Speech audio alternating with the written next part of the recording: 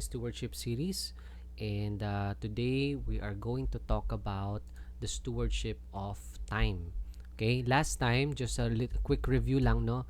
We had the principles of stewardship, apat na prinsipyo na dapat pumaliwanag sa bawat isa when we're talking about stewardship. Una, dapat maintindihan natin lahat ay nagbebelong kay God. Lahat ay Kanya.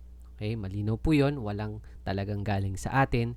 And ang pangalawang stewardship po or principle is that ang stewardship ay pagmamanage lamang ng affairs ng pagmamayari ng iba.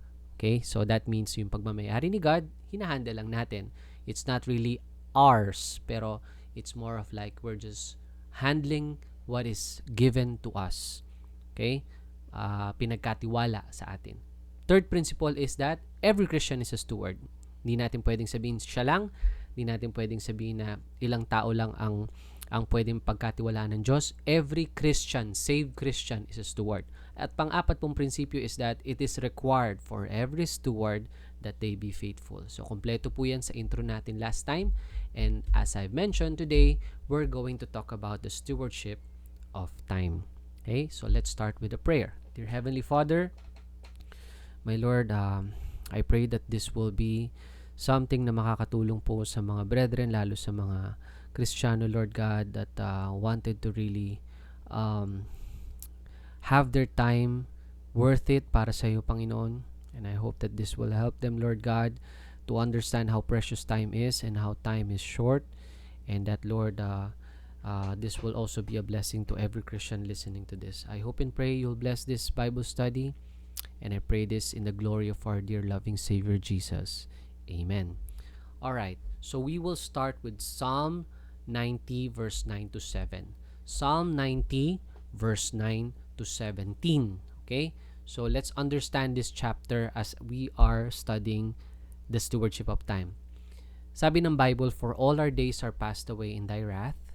We spend our years as a tale that is told. The days of our years are 60 and if by reason of strength they be 80 years, yet is their strength labor and sorrow. For it is soon cut off, and we fly away. We know it the power of thine anger. Who knoweth the power of thine anger? Even according to thy fear, so is thy wrath. So teach us to number our days, that we may apply our hearts unto wisdom. Return, O Lord, how long? And let it repent thee concerning thy servants. O satisfy us early with thy mercy, that we may rejoice and be glad all our days. Make us glad according to the days wherein thou hast afflicted us, and the years wherein we have seen evil. Let thy work appear unto thy servant, and thy glory unto thy children. And let the beauty of the Lord our God be upon us, and establish thou the work of our hands upon us. Yea, the work of our hands establish thou it. So mga minamahal, one thing you must realize is the life expectancy ng tao. Gaano ba talaga kahaba ang buhay natin? Ang tao po, according to survey or statistics, sa 2025, umaabot lang daw ang buhay ng tao, no? In an average man, 73 years old and 6 months or 73.5 years.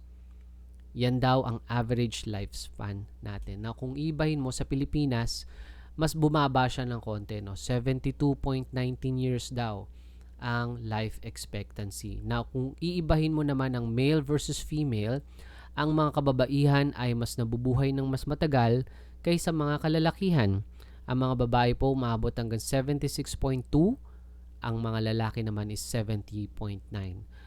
And you will realize something here na nabasa po natin kanina. Tama ang Bible.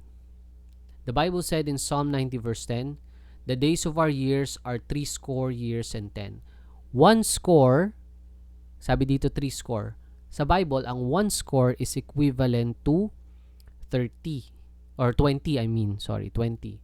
So 3 score, 3 times 20, that is 60. Tama?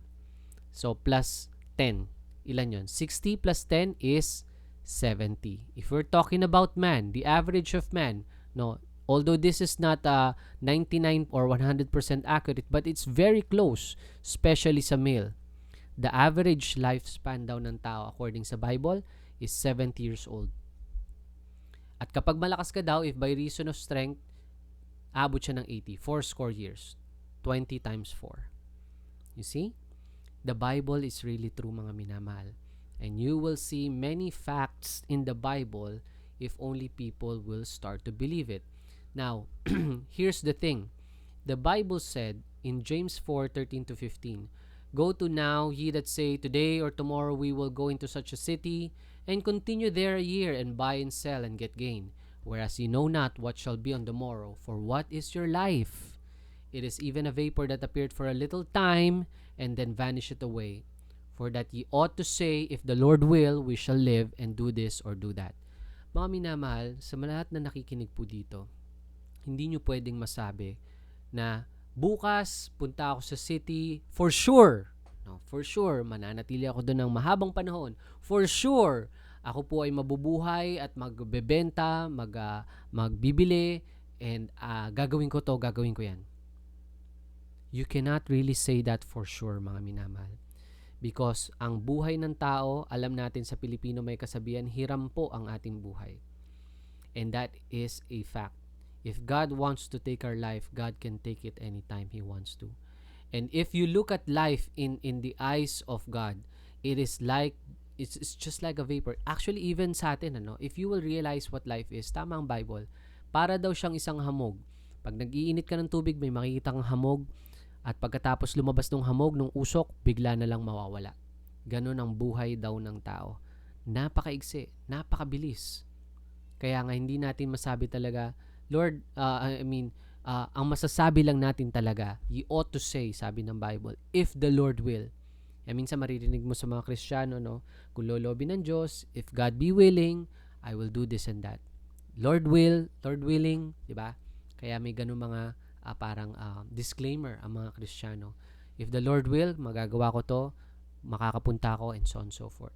So it's all in the hands of God if you're gonna live longer. Life is short, mga minamahal. That is certain. That is for sure. We cannot really say, and I couldn't emphasize this more sa mga YPs or young people. Hindi nila maintindihan ito.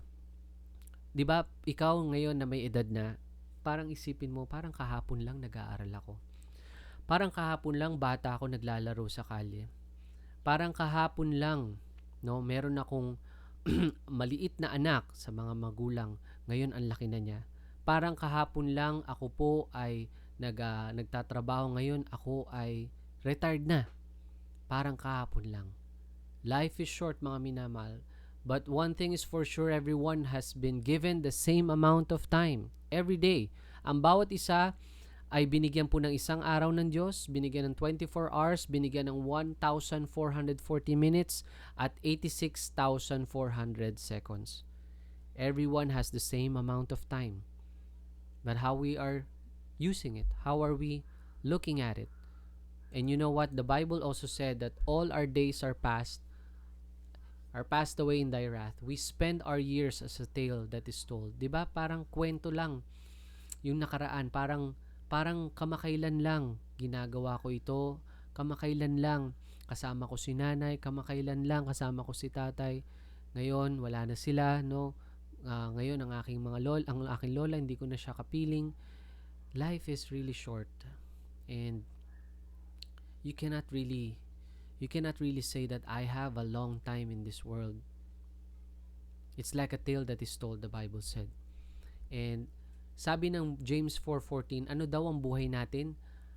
Ito daw ay parang hamog. So we understand that now. Now, ano ang ating dapat gawin? Ano ang ating dapat gawin?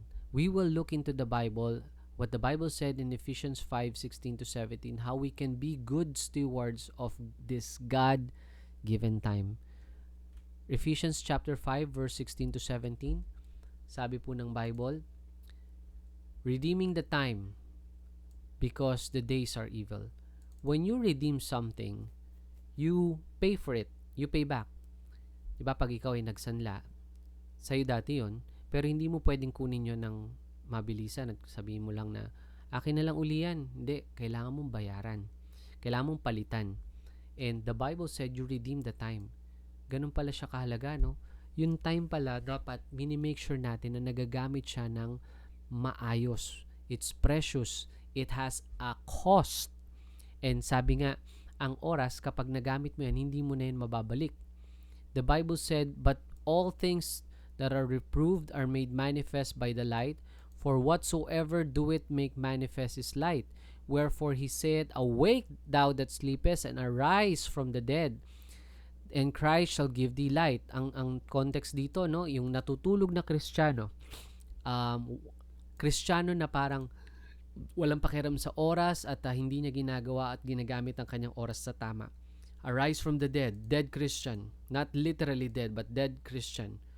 And Christ shall give thee light. See then that ye walk circumspectly. Ang ibig sabihin ng circumspectly, mga minamahal, is something na it means that you carefully and prudently, with attention to all possible consequences. Walking circumspectly, ang ibig sabihin daw nito, tinitingnan mo mabuti ang bawat kilos mo at sinisigurado mo at pinag-iisipang mabuti yung approach mo kung meron bang posibleng magkaroon ng risk, kung meron bang posibleng magkamali ka, kung posible bang magkaroon ka ng tawag dito, maling desisyon. You make sure that every decision in your life is correct. That's walking circumspectly. You recognize time wisely, every opportunity. You make sure you always choose the right approach. No? You redeem the time. Not as fools but as wise, redeeming the time because the days are evil. Sa akin po, na ako po isang manager, and ang isa sa mga trabaho talaga namin is to make sure that we avoid the possible na mga blockers o hindrances para ma-delay ang trabaho. So we have this like risk management na kung saan tinitingnan natin ang mga posibleng risk na maharap natin at maiiwasan na natin siya habang ginagawa po natin ang bagay. So katulad natin sa buhay, no, pinag-iisipan mo mabuti. Yung bang mga desisyon ko, yung bang mga ginagawa ko, sinisigurado ko ba na magagawa ko siya sa oras, matatapos ko siya ng nasa husto? Hindi ka ba manghihinayang sa mga wasted time na nakaraan? You walk circumspectly. You redeem the time because the days are evil. Be not unwise, the Bible said. Be not unwise, but understanding what the will of the Lord is. Be not drunk with wine, wherein is excess, but be filled with the Spirit, speaking to yourselves psalms and hymns and spiritual songs, singing and making melody in your hearts to the Lord. Okay? So that is how you redeem your time. Now, kung tutuusin, isa-isahin po natin to, no? You redeem the time. You redeem the time. And if you do this, you are understanding what the will of the Lord is. Ang pagiging unwise or pagiging wise, okay? Be ye therefore not unwise. So therefore you're being wise. How do you do that? You try to understand the will of God. Okay? Understanding the will of the Lord is. Now, how to redeem time? Unang-una, yun nga, sabi natin, we have to walk circumspectly, making with all attention, making sure all attention to all possible consequences and choosing properly, discreetly. Ano ang tamang approach, avoiding risk and avoiding mistakes. Okay? How to redeem your time? You walk with wisdom. Sabi ng Bible, maglakad ka na may wisdom. Ano ibig sabihin ng wisdom? Meron siyang experience, meron siyang, kumbaga alam mo yung gagawin mo. And one of the best things to do this, mga minamahal, is to ask someone na may experience na. Alam niyo po, yung mga nakatatanda sa atin, yung mga magulang natin, yung mga nauna sa atin, they have wisdom.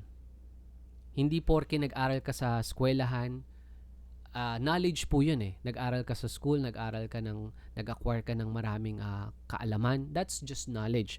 Iba ang wisdom. Wisdom is something you apply. And people who has wisdom can do things better, properly, and faster. You know, recently, no, may mga experience ako like, wala ako ganong wisdom sa pagpipinta, no? Kasi syempre gusto mo makatipid, gusto mong you do it yourself, ganyan. Minsan ang tao nanghihinayang siya na magbayad ng pintor o kaya talagang gumawa ng trabaho na ginagawa na talaga ever since nung trabahador na yon. Now, ibang wisdom nila sa wisdom mo. So, kung sila, magagawa nila yan ng mabilisan at tama. Pero kung gagawin mo siya ng ikaw lang, maaari kang magkamali. Katulad kagabi, nagkamali ako ng halo ng pintura, nagkamali lang ako, nasayang lang yung oras ko, nasayang pa yung pintura. So that's not walking with wisdom, no? Siguro kung pinagawa ko siya, although nagbayad ako, mas nagawa niya ng tama. So something like that. Certain people have wisdom, more wisdom than you, and therefore it's good to ask. It's good to listen. It's good to know their experience. It will definitely help them. Okay? Ano pa? You plan. You plan wisely. You plan what needs to be done. Okay? And ang buhay natin dapat sinisigurado natin na tama po ang ating mga desisyon. Alam niyo po, one of the things that you really need to do in life is to plan ahead. Yung bang hindi mo isipin na, bahala na si Batman. Gagawin ko to, gagawin ko yan. Yung anak natin, sige, baka sakali may dumating dyan na pera para mapag-aral natin siya. Yung ating bahay, okay na to, dito na lang tayo lagi. You plan ahead. You plan your life. Where do you want to see yourself in the next 5 years? Where do you want to be kung saan mo gusto na magawa mo para sa Panginoon lalo? You try to plan for your time. Hindi yung lilipas lang yung araw na sige, gawin ko lang yung daily routine ko. Hindi ka aangat sa buhay, hindi ka magi-improve sa yung buhay kung hindi ka marunong magplano ng dapat mong ginagawa. Okay? So that's something very important na atin pong dapat gawin. If may opportunities, timing is very important in life, mga minamahal. I've realized this, sobrang importante ng timing.